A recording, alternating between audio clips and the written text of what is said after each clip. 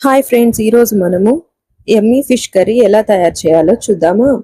దీనికి మనం ఒక మిక్సీ జార్లో ఆనియన్స్, వెల్లుల్లిపాయలు, నెక్స్ట్ అల్లము, మామిడికాయ ముక్కలు, జీలకర్ర, ఆవాలు, నెక్స్ట్ ధనియాలు కొంచెము, మెంతులు కొంచెం వేసి కచ్చాపచ్చాగా పేస్ట్ చేసుకోవాలి. ఈ పేస్ట్ వల్ల మనకు చేపల పులుసు అనేది కొంచెం థిక్గా వస్తుంది, వాటరీగా లేకుండా. మ్యాంగో సీజన్లో ఇది ఒకసారి ట్రై చేయండి, మీకు చాలా బాగా నచ్చుతుందండి. తర్వాత వెల్లుల్లిపాయ రెబ్బలు కొని మనము కచ్చపచ్చగా దంచుకోవాలి.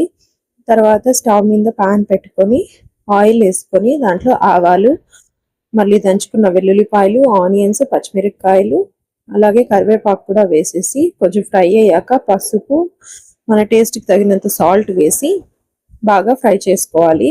తర్వాత మనం చేసుకున్న మసాలా పేస్ట్ ఉంది కదండి, ఈ పేస్ట్ కూడా దాంట్లో వేసి బాగా ఫ్రై చేసుకోవాలి. అలా ఫ్రై అయ్యాక కారం, ధనియాల పొడి కూడా వేసుకోవాలి. కారం, ధనియాల పొడి ఆయిల్లో ఫ్రై చేస్తే పచ్చివాసన పోతుంది.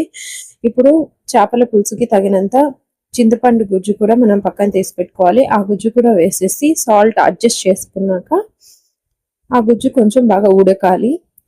ఎప్పుడైతే మనకు పచ్చివాసన పోయినట్లు అనిపిస్తుందో అప్పుడు క్లీన్ చేసుకున్న ఫిష్ పీసెస్ కూడా దాంట్లో వేసేసి ఒక 10 మినిట్స్ బాగా ఉడకనివ్వాలి. ఎప్పుడు కానీ ఫిష్ పులుసు చేసేటప్పుడు గరిటె పెట్టి కదపకుండా ఇలా చేత్తో తిప్పితే ఫిష్ అనేది మనకు ముక్క విరగకుండా బాగుంటుంది.